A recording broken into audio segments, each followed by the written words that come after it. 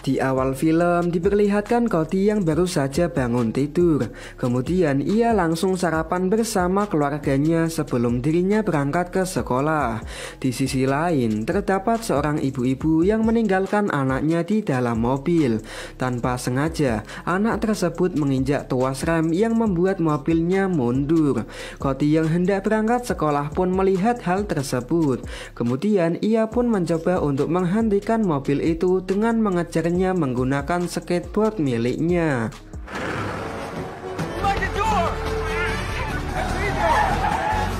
Dengan sekuat tenaga, akhirnya Cody pun berhasil naik ke atap mobil dan menarik tuas remnya sebelum mobil tersebut menabrak kereta.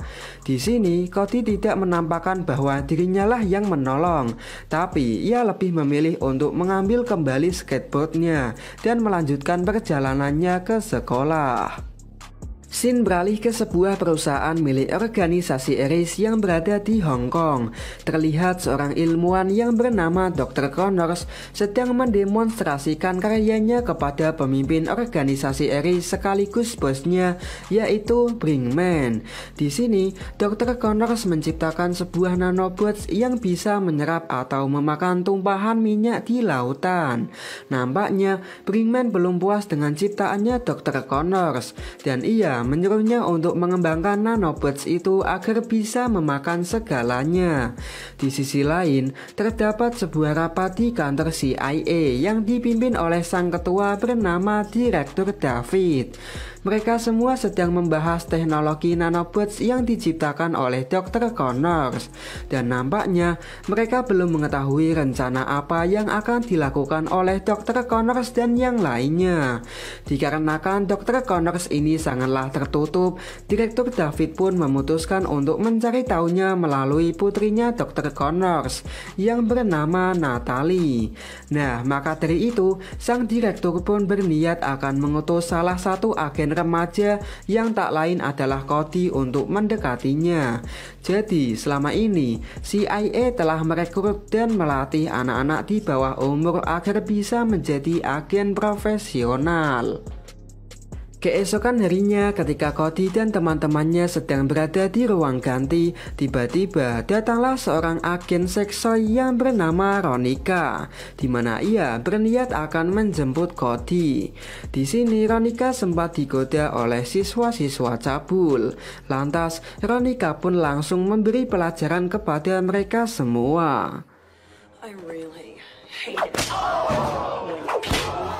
Setelah itu, Ronika membawa Cody ke kantor CIA. Sesampainya di sana, Direktur David memberikan tugas kepada Cody untuk mencari informasi mengenai Dr. Connors dengan cara mendekati anaknya, yaitu Natalie. Untuk itu, Cody pun akan dipindahkan ke sekolahnya Natalie. Sebelum memulai aksinya, Cody dibekali uang $5.000 dan juga alat-alat canggih seperti kacamata X-ray, GPS, jam tangan yang bisa menyetrum, dan skateboard bertenaga turbo. Singkat waktu, Ronika pun mengantar Cody ke sekolah barunya. Di sini, Ronika memberitahu Cody bahwa kau harus mendapat undangan pesta ulang tahunnya Natalie yang akan diadakan bulan depan. Di dalam kelas, Cody pun melihat Natalie, dan nampaknya ia terpesona dengan kecantikannya. Ketika Cody akan menghampirinya, tiba-tiba ia dihadang oleh Kang Bully di sekolah tersebut.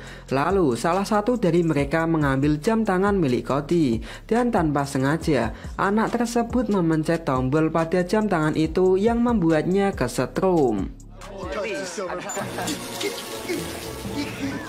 Setelah itu, Cody pun menghampiri Natalie dengan maksud untuk berkenalan dengannya. Akan tetapi, Cody yang payah ketika berhadapan dengan cewek pun terlihat gugup dan tidak bisa berkata apa-apa, yang mana hal tersebut malah membuat Natalie menjadi ilfil.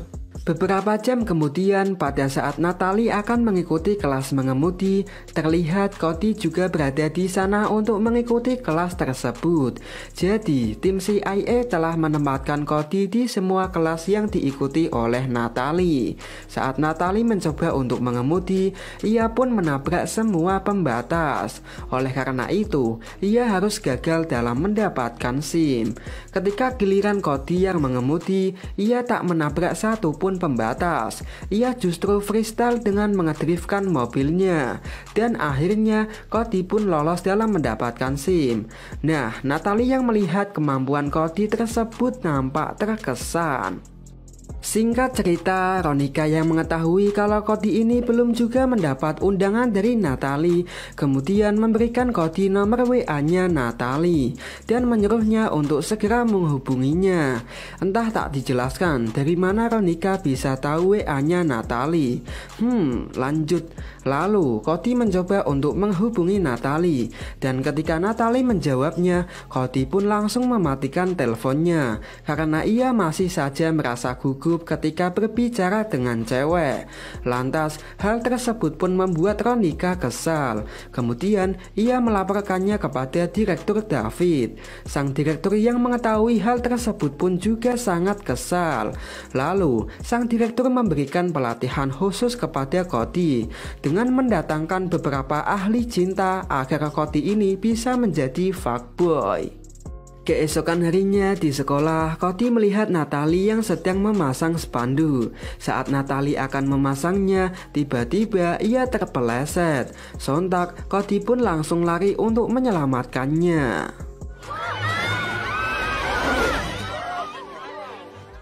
Nah, dari situ Natalie pun akhirnya mau berteman dengan Cody. Dan sebagai tanda terima kasih, ia mengundang Cody untuk datang ke pesta ulang tahunnya. Singkat waktu, tibalah di pesta ulang tahunnya Natalie. Sebelum Cody pergi ke rumahnya Natalie, Ronika mengingatkannya terlebih dahulu untuk selalu berhati-hati dan tetap menjaga identitasnya sebagai agen. Kemudian Cody pun berangkat menggunakan mobil 2 pintu tanpa atap.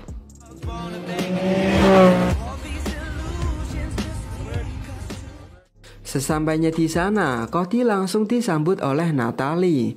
Terlihat Cody ini sudah tidak gugup lagi. Kemudian ia memberikan sebuah kalung, yang mana sebenarnya kalung tersebut merupakan kalung yang bisa melacak keberadaan Natalie. Ketika Cody sedang mengecek sekeliling rumah, tiba-tiba ia melihat Dr. Connors, Brinkman, dan tangan kanannya Brinkman yaitu Francois sedang menuju ke suatu ruangan, yaitu laboratorium. Seketika Cody pun langsung mengambil peralatan canggihnya, kemudian mengikuti mereka bertiga. Di sini Cody masuk melewati atap laboratorium secara sembunyi-sembunyi. Dikarenakan banyak sensor, Cody pun menggunakan skateboard canggihnya agar tidak menyentuh sensor itu. Setelah berada di atas mereka bertiga, Cody pun langsung memasukkan kamera kecil agar bisa melihat apa yang sedang mereka lakukan. Ternyata mereka sedang menguji kekuatan dari nanobots yang telah dikembangkan oleh Dr. Connors, di mana sekarang nanobots tersebut sudah bisa memakan semua benda yang berbahan logam. Lalu Brinkman menjelaskan bahwa ia akan menggunakan nanobots tersebut untuk menghancurkan semua senjata yang ada di gudang militer Amerika bahkan dunia, dan ia menyuruh Dr. Connors untuk mengoperasikannya. Jika Dr. Connors tidak mau, maka Brinkman akan mengancam keselamatan putrinya yakni Natalie. Dr. Connors yang merasa dikhianati karena tidak sesuai perjanjian pun hanya bisa pasrah dan menuruti keinginan Brinkman tersebut. Jadi perjanjian awalnya yaitu mereka akan menggunakan nanobots tersebut untuk suatu proyek. Akan tetapi Brinkman malah menggunakannya untuk menguasai dunia dengan cara menghancurkan semua senjata militer setiap negara. Saat mereka bertiga sudah keluar, Cody pun turun ke bawah untuk mengambil salah satu nanobots yang nantinya akan dijadikan sampel penelitian di kantor CIA. Setelah berhasil mengambilnya, ia pun memasukkan nanobots itu ke dalam sepatunya. Dan tiba-tiba, nanobots itu memakan sepatu canggih milik Cody. Dikarenakan sepatu itu terbuat dari logam.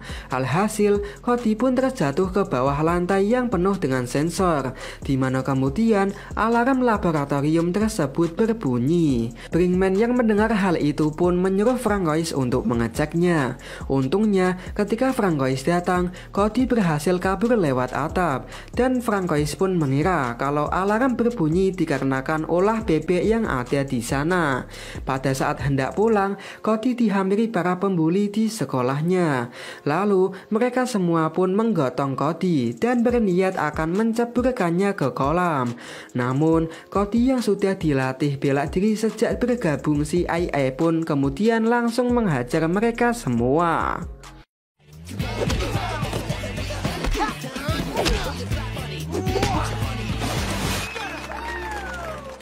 Setelah kejadian tersebut, Cody pun harus dipecat dari agen CIA karena Cody telah melakukan keonaran dengan menghajar Kang Bully pada waktu itu.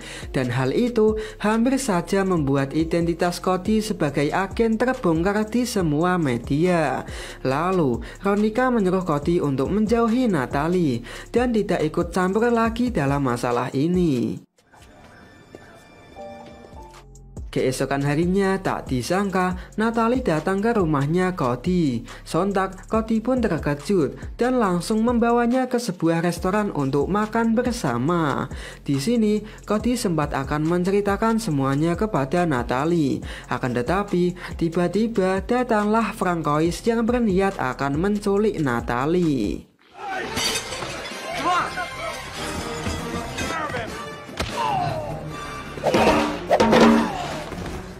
Nampaknya Cody berhasil kabur, namun ia harus merelakan Natalie dibawa oleh Francois.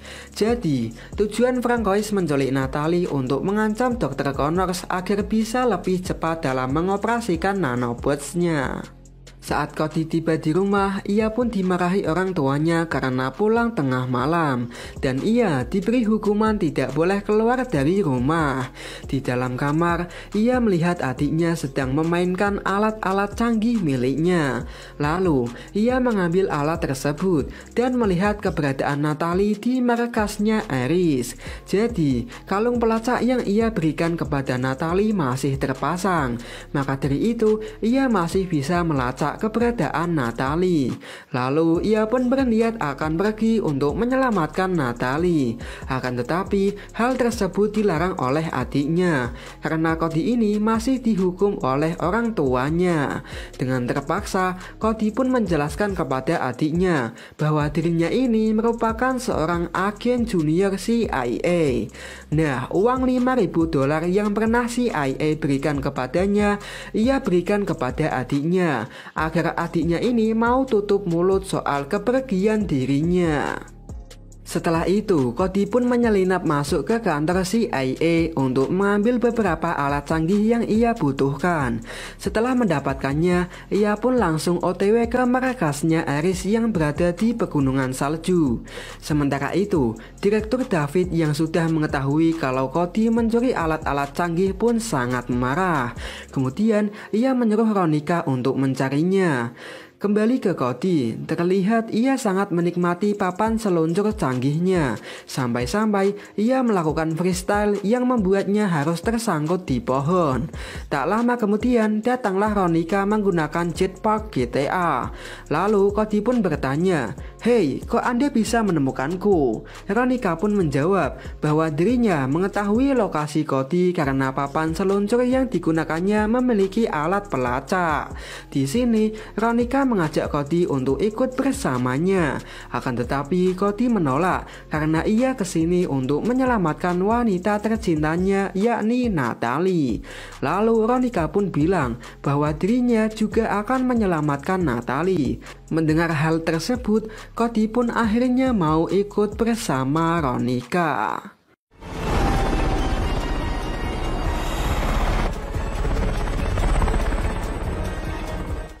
Sesampainya di markas Aries, mereka berdua pun menyelinap masuk ke dalam. Di sana, Cody melihat Natalie sedang dikurung. Kemudian, ia pun langsung masuk ke kurungan tersebut menggunakan alat CIA. Sementara itu, Veronica sedang sibuk memasang beberapa bom di markas ini. Tak diduga, mereka berdua telah tertangkap kamera CCTV yang membuat keberadaan mereka harus terbongkar. Lalu, Brinkman pun menyuruh Francois dan yang lainnya untuk menangkap mereka, dan akhirnya mereka pun harus tertangkap. Akan tetapi di sini Cody berhasil melarikan diri. Veronica yang melihat hal itu pun langsung melemparkan remote bomnya kepada Cody. Setelah itu, Brinkman mengancam akan mencairkan nanobots-nya di kepala Natalie jika Dr. Connors tidak mau menyelesaikan tugasnya. Dengan terpaksa, Dr. Connors pun menuruti perintah dari Brinkman agar putrinya bisa selamat.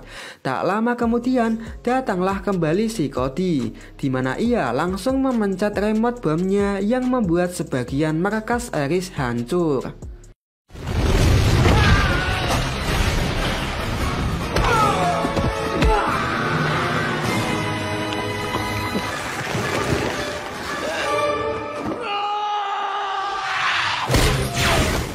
Nampaknya Brinkman pun harus tewas karena telah menelan nanobots. Sebelum kabur, Cody sempat menempelkan sebuah bom yang bisa menghancurkan seluruh isi dari markas Aries. Namun, masalah muncul ketika mereka akan kabur menggunakan helikopter. Terlihat pintu gerbang tak bisa terbuka penuh dikarenakan tersangkut. Maka dari itu, Cody pun langsung turun ke bawah untuk mengambil dan melemparkan beberapa nanobots ke pintu gerbang, dengan tujuan agar pintu gerbang bisa hancur akibat termakan nanobots. Nampaknya cara tersebut pun berhasil, dan pada akhirnya mereka berempat pun bisa kabur sebelum bom meledak.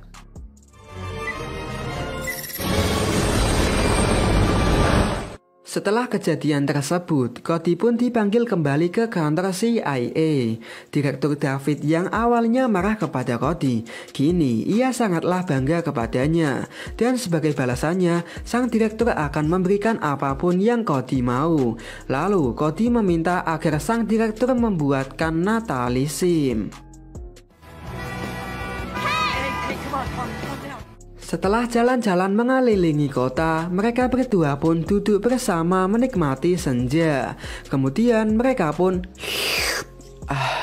dan film pun mantap. Dahlah.